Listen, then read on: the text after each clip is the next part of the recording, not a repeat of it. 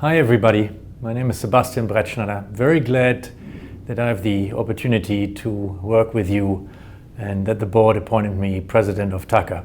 I wanted to have a couple of messages for you that I want to share. First, I want to tell you a little bit about me, that you know more about me. Then I want to share a couple of observations that I've made in my very first 2 days. And then I'm going to talk to you a little bit that you understand my suggestion of where we should go in this journey. So starting with my background, I've been working as interim executive for private equity portfolio companies for most of my career.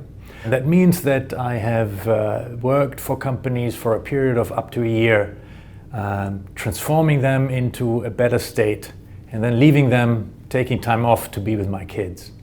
As I turned 50, I made the decision that while that was super exciting and very rewarding, I wanted to stay with the company for longer and take them, as we say in private equity, through the entire investment life cycle. And I communicated this to my clients that are private equity firms. And one of my former clients, Monomoy Capital, reached out to me and said they have a great opportunity. And here is Tucker.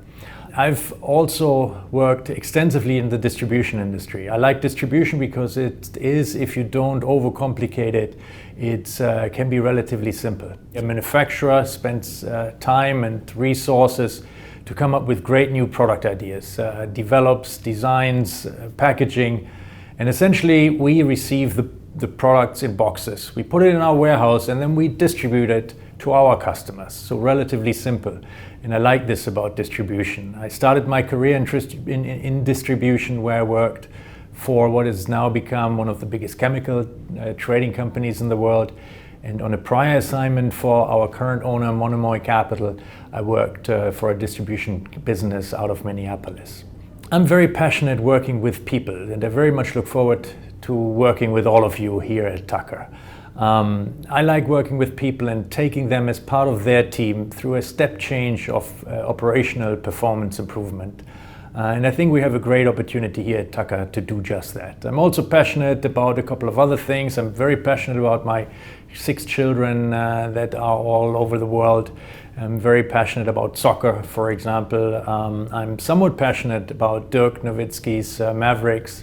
And I was at one point very passionate about riding motorbikes. When I grew up, in my room, there was probably not a single spot of wallpaper to be seen because I plastered my entire room with pictures and posters of motorbikes.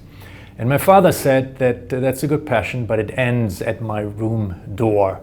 And I have another friend, a very good friend of mine. He had an accident with a motorbike and is since then in a wheelchair. So having and owning a motorbike was for a long time really not an option for me. Anyway, so I've never had a bike, and that changed today because look what they gave me today. So I can't say I no longer have a bike.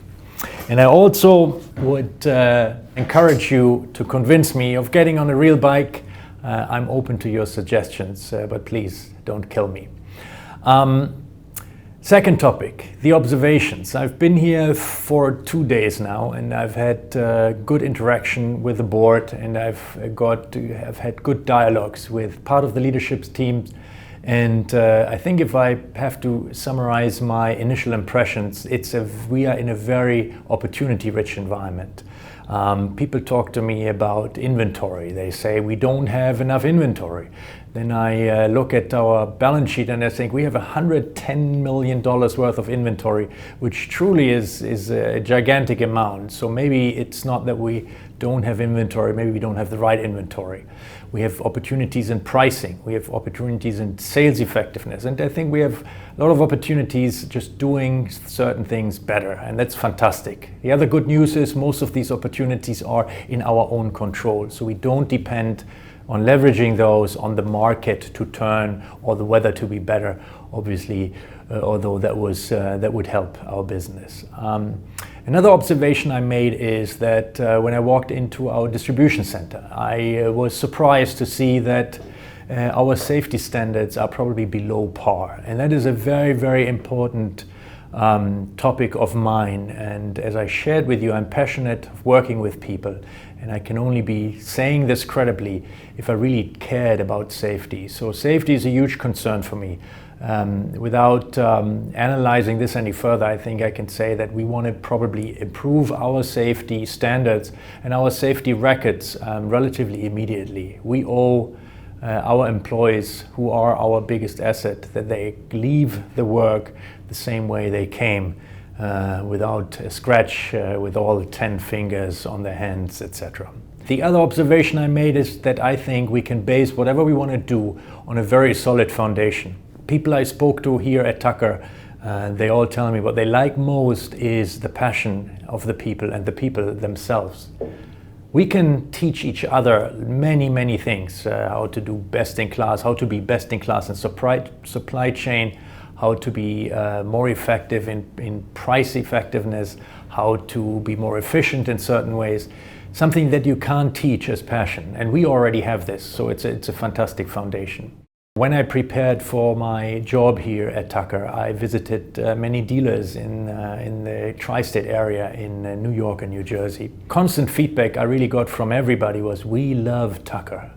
And that is also amazing, and a great part of a foundation that makes it very solid to base a successful transformation change, just getting us better in what we do and getting Tucker to the full potential. Because what I've observed is that while we are good in certain ways, again, we have opportunity in many others. So we are really clearly operating under our full potential.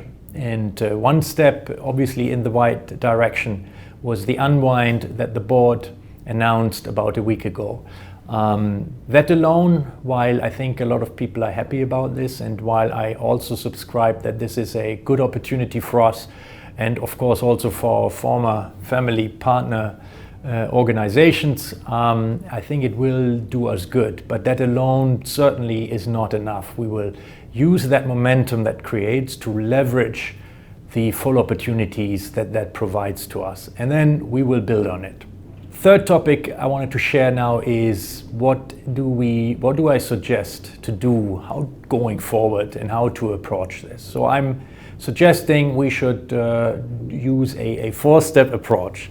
Number one would be, given that we are in this opportunity-rich environment, we should set the right opportunities. We should select opportunities and make them priorities that move the needle most. That is relatively straightforward, shouldn't be too difficult. The second point will be very difficult. It will be to decide what not to do.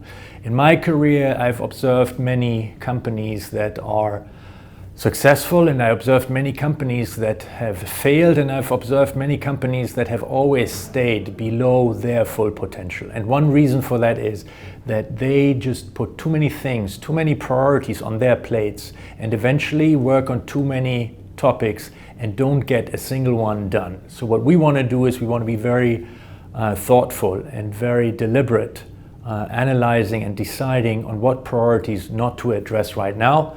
We'll put them on the back burner, on the table. We will not throw them in the garbage can.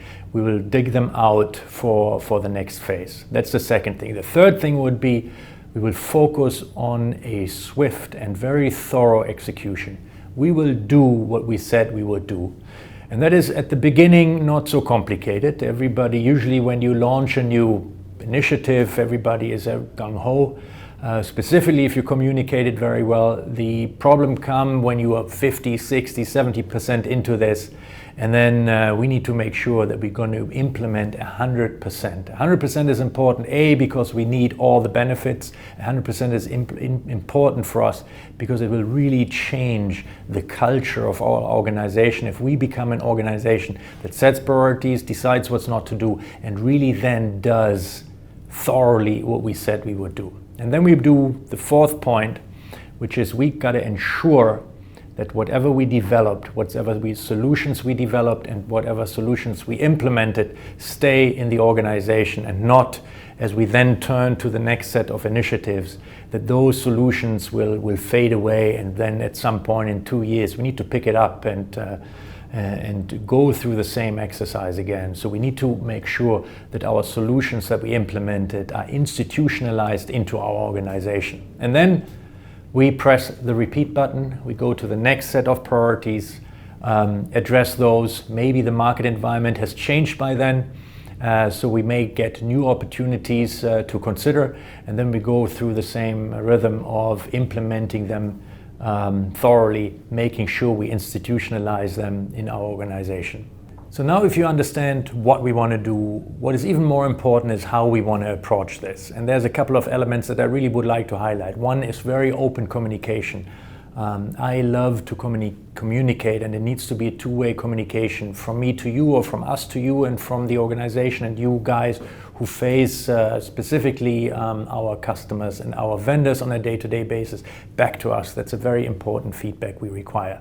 The other thing is true teamwork. I think a team is effective if it is not cloned one intelligent or capable individual clone times 6, but for me a team is made out of individuals with complementary skills, and that is important for us, and that's, I think, a principle that will help us through this. I want to leave you with my thank you to you for your hard work and your good thoughts of getting us here, of getting Tucker here, and I want to thank you for continuing your good work on a day-to-day basis. And I want to thank you for being open to working with us and ensuring that we really can get Tucker to be a best-in-class company. Profitability is very important for us. Profitability that we will generate buys us job security in the present, and it buys us future job security, which is very important. It also buys us pride, because if we can come home and say we work for a company that is truly best in class, that is very, very profitable, I think it makes us very, very proud of our work. So again, thank you very much. I look forward to working with you and to hearing from you. Thank you.